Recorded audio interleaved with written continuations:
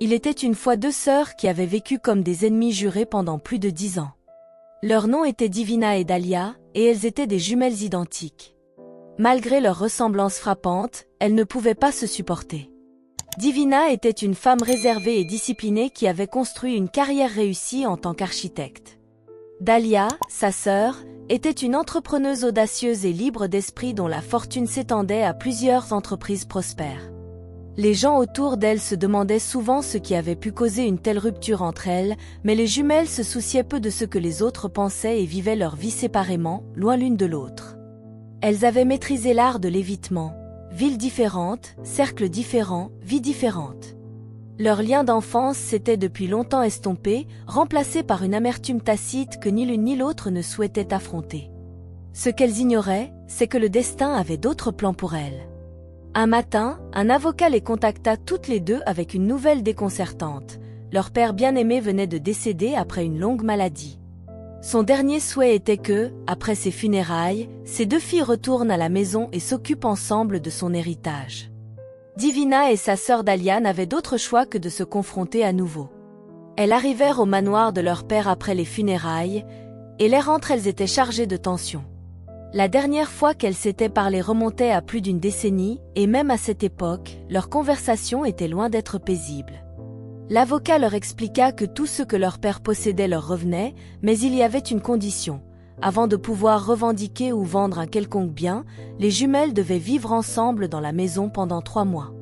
Divina était horrifiée d'entendre cela. « Cela doit être une plaisanterie, dit-elle, tandis que Dahlia, les bras croisés, s'exclama qu'elle n'avait aucun intérêt pour un héritage qui la forcerait à vivre en captivité avec sa sœur jumelle.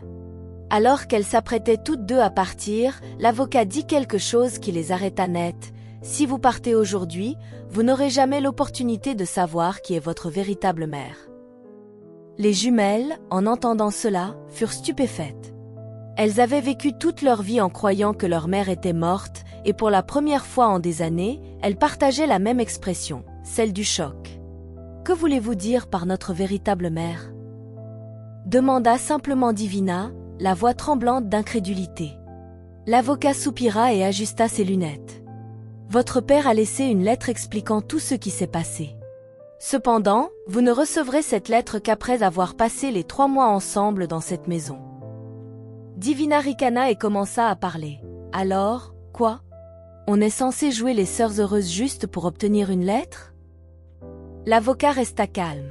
« Le choix vous appartient, mais si vous partez maintenant, vous passerez le reste de votre vie à vous poser des questions. » Le poids de ces mots s'installa lourdement entre elles. Aussi loin qu'elles pouvaient s'en souvenir, leur père avait toujours été réticent à parler de leur mère. Divina, qui avait passé des années à construire une vie de discipline, de logique et de certitude, voyait maintenant tout ce qu'elle croyait savoir s'effondrer sous ses yeux. Dahlia, quant à elle, était habituée à prendre des risques, mais il ne s'agissait pas de business, il s'agissait de famille. Et s'il y avait une chose qu'elle avait toujours secrètement désirée, c'était des réponses à ces questions persistantes. Divina se tourna vers l'avocat et accepta. Elle l'informa qu'elle ne resterait que 3 mois, pas un jour de plus. Les deux sœurs acceptèrent de rester à la condition de vivre à des étages différents. C'est ainsi que les deux ennemies jurées emménagèrent dans le manoir de leur père, espérant s'éviter le plus possible pendant leur séjour. Divina s'installa au premier étage du manoir, tandis que Dahlia occupait le second. Les premiers jours furent insupportables, chacune évitant l'autre à tout prix. Divina se levait tôt, prenait son petit déjeuner en silence et partait directement en promenade.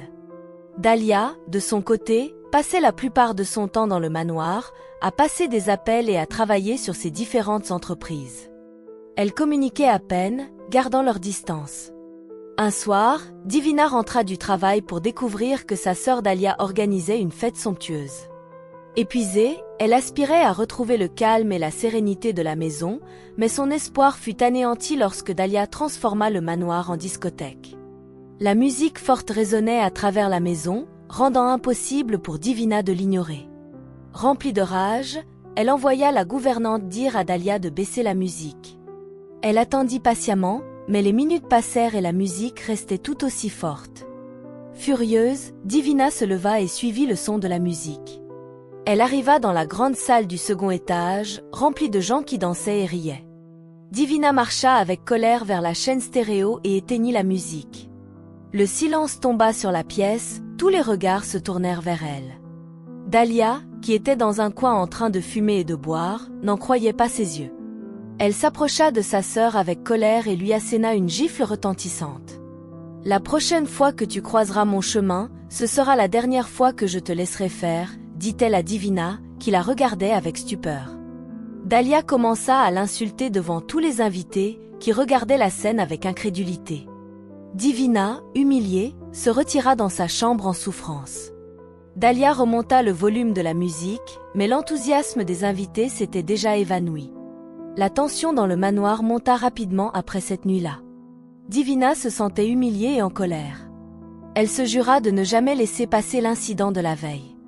Si Dahlia voulait la guerre, Divina était prête à riposter. Le lendemain matin, elle se leva très tôt et se dirigea vers l'allée. La voiture de sport personnalisée de Dahlia, sa fierté, était garée à sa place habituelle, brillant sous la lumière du matin. Divina sourit en versant du sucre dans le réservoir, sachant que cela ruinerait complètement le moteur de la voiture. Satisfaite, elle épousseta ses mains et retourna dans le manoir, impatiente de voir la réaction de sa sœur. Quelques heures plus tard, un cri de rage de Dahlia résonna à travers le manoir. Elle fit irruption dans le salon où Divina était assise calmement, tapant sur son ordinateur portable. « C'est toi qui as fait ça, n'est-ce pas ?» demanda Dahlia, la voix tremblante de fureur. Divina leva les yeux et nia savoir de quoi elle parlait. Dahlia savait au fond d'elle-même que sa sœur mentait. Elle se jura de lui faire payer, et cette fois, de la pire des manières. Le lendemain matin, Dahlia riposta en piratant les emails professionnels de Divina et en supprimant des contrats importants. Elle regarda avec amusement Divina faire les 100 pas, paniquée, essayant de récupérer les documents. Divina, bien sûr, ne laissa pas passer cela. Elle installa un brouilleur de Wi-Fi dans la maison, coupant tout accès Internet, crucial pour les affaires de Dahlia. Alors que Divina était assise, satisfaite, elle entendit la sonnette retentir. Elle ouvrit la porte et se trouva face à un jeune homme séduisant qui semblait ravi de la voir. Dahlia n'avait aucune idée de qui il était, mais l'excitation dans ses yeux lorsqu'il la vit la convainquit qu'il l'avait confondu avec sa sœur jumelle, Divina. Dahlia décida de jouer le jeu. Elle l'accueillit dans la maison et lui prit rapidement les mains. « Tu m'as manqué » dit-elle chaleureusement, tandis que l'homme lui confessait son amour. Dahlia sourit légèrement, ayant trouvé le moyen parfait de se venger de sa sœur. Elle le conduisit dans sa chambre et passa la nuit avec lui. Dahlia ne pouvait pas attendre de voir l'expression de sa sœur lorsqu'elle découvrirait ce qu'elle avait fait. Le lendemain matin, elle se réveilla, s'étira paresseusement, un sourire malicieux aux lèvres. Rohan, l'homme avec qui elle venait de passer la nuit, dormait encore profondément à côté d'elle, son bras drapé autour de sa taille, inconscient du drame qui allait se jouer. Dahlia prit une photo d'eux et l'envoya à sa sœur. Divina se tenait dans sa chambre, figée, regardant la photo sur son écran. Elle prit une profonde inspiration, serra les poings et sortit en trombe de sa chambre. Dahlia était assise dans la cuisine, sirotant un verre de jus frais, les jambes croisées, fière d'elle-même. Elle attendait l'explosion de Divina, imaginant déjà la rage sur le visage de sa sœur. « Échec et mat, chère sœur » murmura-t-elle en riant. À ce moment-là, Divina fit irruption dans la cuisine. Dahlia eut à peine le temps de réagir avant que Divina ne lui arrache le verre des mains et le fracasse contre le mur. Le bruit retentit dans tout le manoir. Dahlia leva un sourcil, amusée. « Eh bien, quelqu'un est dramatique ce matin, » dit-elle. Les yeux de Divina brûlaient de fureur. « Comment as-tu pu » demanda-t-elle. Dahlia s'adossa à sa chaise, s'étirant. « Oh, détends-toi, ce n'est qu'un homme. Je pensais que tu étais trop réservée pour laisser les émotions te submerger. » Divina fit un pas en avant, sa voix glaciale. « Tu as fait ça pour me blesser. » Dahlia sourit. « Et ça a marché, n'est-ce pas ?» Divina respirait lourdement, ses ongles s'enfonçant dans ses paumes. Elle voulait gifler Dahlia, crier, casser quelque chose, mais elle ne pouvait pas donner à Dahlia la satisfaction de la voir s'effondrer. Au lieu de cela, elle prit une profonde inspiration et commença à rire. Dahlia, choquée de la voir rire, demanda ce qu'il y avait de drôle. « Pourquoi ris-tu » demanda-t-elle. Divina révéla alors à Dahlia qu'elle s'était jouée d'elle-même en couchant avec son chauffeur. « Tu pensais vraiment que j'aurais été assez stupide pour laisser mon fiancé me rendre visite ici, sachant à quel point tu es vindicative ? Je t'ai piégée à ton propre jeu, sœur, et j'espère que tu as apprécié ton temps avec mon chauffeur. Tu peux même l'épouser, dit Divina en riant aux éclats. Dahlia était abasourdie. « Qu'est-ce que tu viens de dire » murmura-t-elle, la voix tremblante. Divina pencha la tête, les yeux brillants de satisfaction glaciale. « Oh, tu m'as bien entendu. Rohan n'est pas mon fiancé, comme tu le pensais. C'est mon chauffeur. » Le cœur de Dahlia battait violemment contre sa poitrine. « Tu mens, dit-elle, traitant sa sœur de menteuse. » Divina rit, secouant la tête. « Oh, pauvre Dahlia. Tu pensais avoir enfin gagné, n'est-ce pas ? Tu pensais pouvoir me briser, mais devine quoi ? Tu t'es joué de toi-même. Ta haine pour moi t'a aveuglé au point de tomber dans le piège de mon chauffeur. » Les mains de Dahlia se serrèrent en poing, la honte la brûlant comme de l'acide. « Non, ce doit être une blague. Tu inventes tout ça, dit-elle, faisant un pas en avant, baissant la voix. Appelle-le, demande-lui toi-même. Mieux encore, va dehors et regarde dans ma voiture.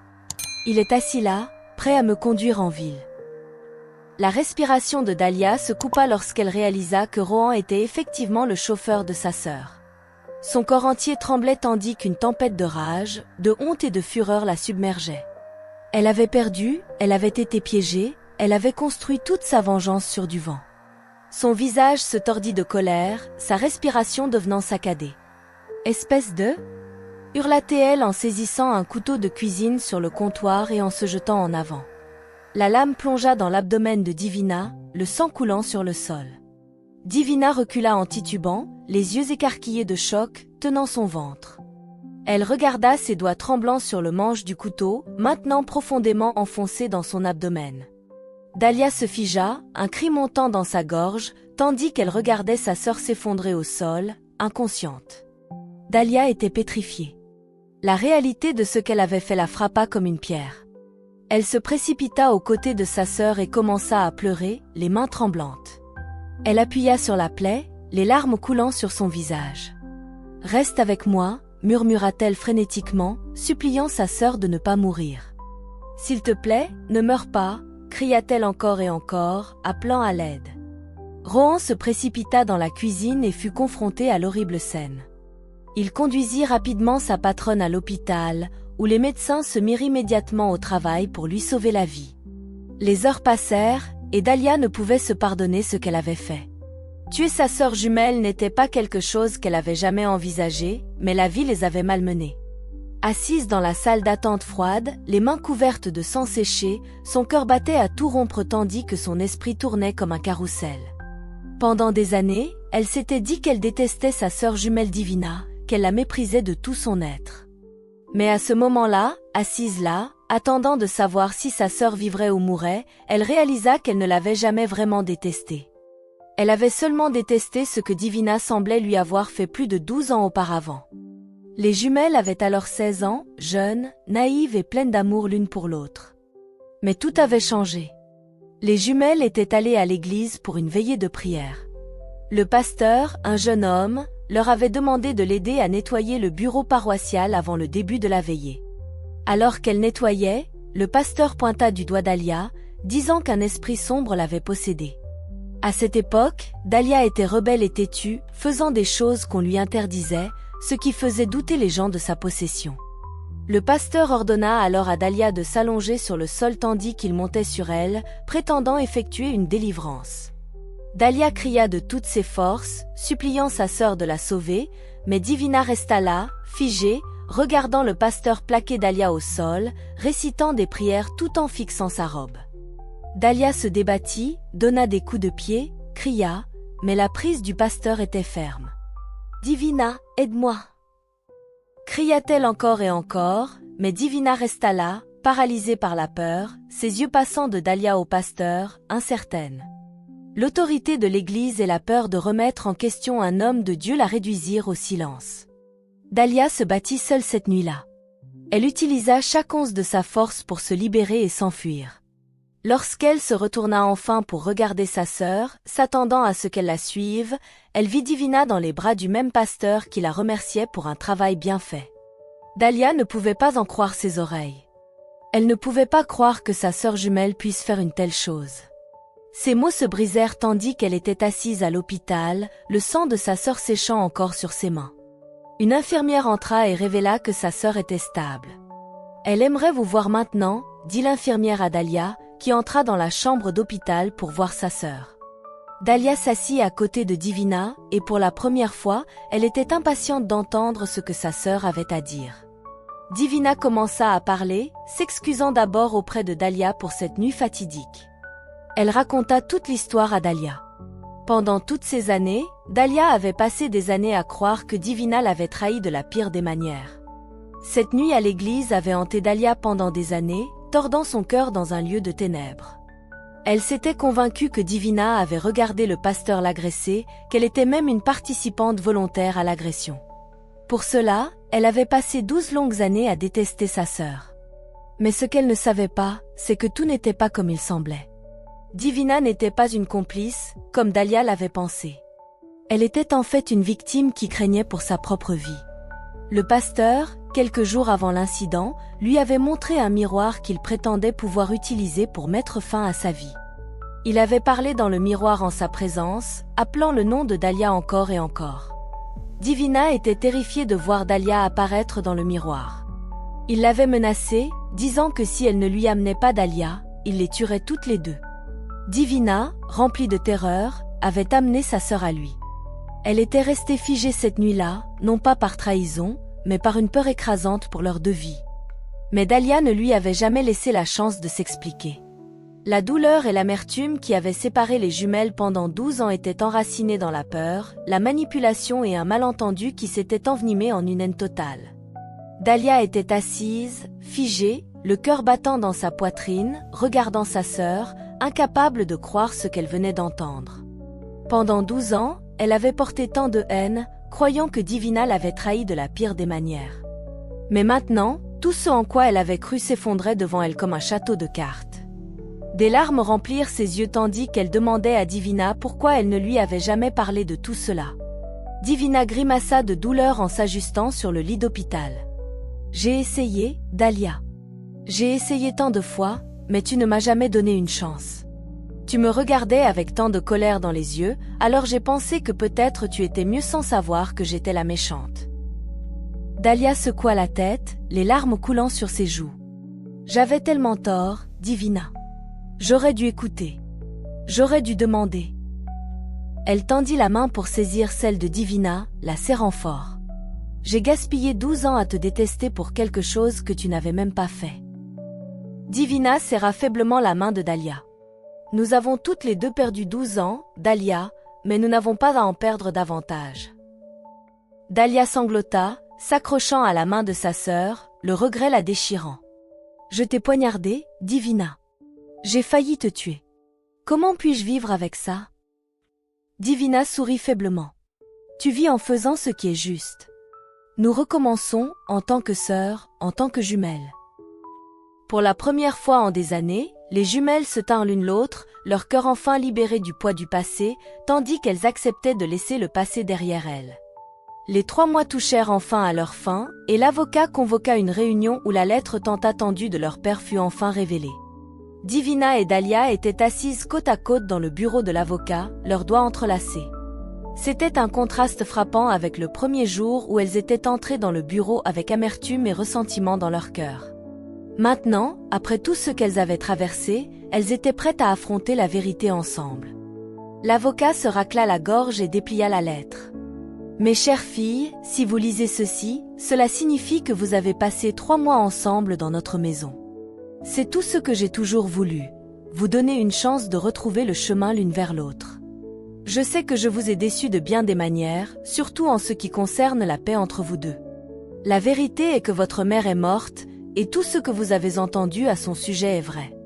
Je n'ai utilisé cela que comme un appât pour vous faire rester dans le manoir pendant ces 3 mois. » Divina et Dahlia étaient assises en silence stupéfait, leurs doigts se resserrant autour des mains de l'autre.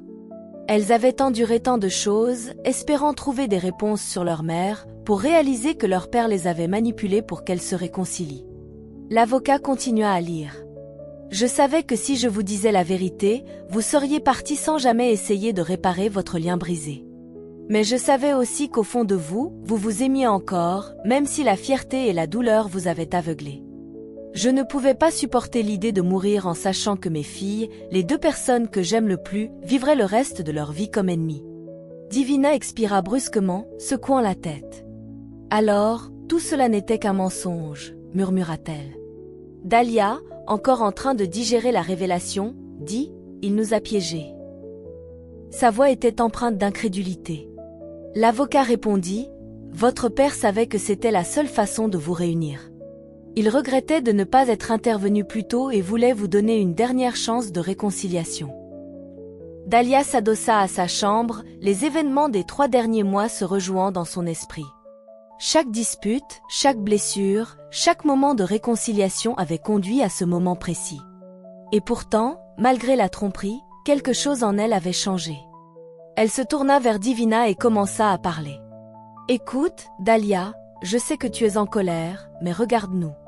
Si ce n'était pas pour cela, nous aurions-nous reparlé un jour ?» Dahlia ouvrit la bouche pour argumenter, mais les mots ne vinrent pas. La vérité était qu'elle avait passé tant de temps à détester Divina qu'elle avait oublié ce que c'était que d'avoir une sœur. Et au cours des dernières semaines, malgré toute la douleur, elle avait ressenti quelque chose qu'elle n'avait pas ressenti depuis des années, le sentiment d'une famille. Elle avala la boule dans sa gorge et hocha la tête. « Peut-être qu'il avait raison, » admit-elle. « Peut-être que nous en avions besoin. » L'avocat leur tendit un autre document. Votre père a partagé le domaine équitablement entre vous 2. Il voulait que vous construisiez quelque chose ensemble, si vous le choisissez, ou que vous suiviez vos propres chemins, mais au moins maintenant, vous le ferez sans haine. Divina et Dahlia échangèrent un regard. Pour la première fois en plus d'une décennie, elles se voyaient non pas comme des rivales, ni comme des ennemies, mais comme des sœurs. Elles avaient perdu 12 ans, mais elles avaient encore toute une vie devant elles et décidèrent de construire ensemble cette fois-ci.